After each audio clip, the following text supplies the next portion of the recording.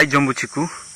তো আসুন, অলরেডি ফলটা পেকে গিয়েছে, তা হারভেস্টিং করব আমরা। হারভেস্টিং করে দেখব যে কতটুকু ওয়েট হয়েছে। ওয়েটটি আমরা এখনই দেখে নেব, ঠিক আছে? তো আসুন, অলরেডি দেখুন এই ম্যাচুরিড হয়ে গেছে অলরেডি দেখুন। অ্যাকচুয়ালি এখনও বড় হওয়ার কথা, কিন্তু অতিরিক্ত বর্ষার কারণে এখানে দেখুন একটু কোনো একটা ফাঙ্গাসের প্রবলেম হয়েছে, তার ফলে এটা ম্যাচুরিটি আপনার একটু নষ্ট হয়ে গেছে, তার ফলে পেরে নিতে হয়েছে সবেদাটা। তো 200 আপনার 25 গ্রাম, ঠিক আছে? আর হাতে ধরেছি, দেখতেই বুঝতে পারছেন পুরো একদম পাঞ্জাবর সেই বিখ্যাত থাই জম্বু চিকু।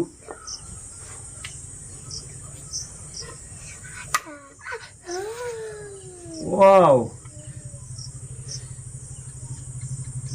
কালারটা দেখুন কত সুন্দর কালার।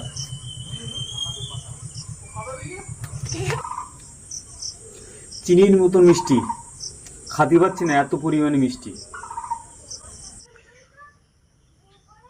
এর আগে যে জম্বু চিকুটা আপনাদেরকে ফলটা দেখানো হয়েছে, তার চারাগুলো দেখুন কত সুন্দর সুন্দর গ্রাফটিনের চারা, জোর গ্রাফটিনের পুরো রেডি প্ল্যান।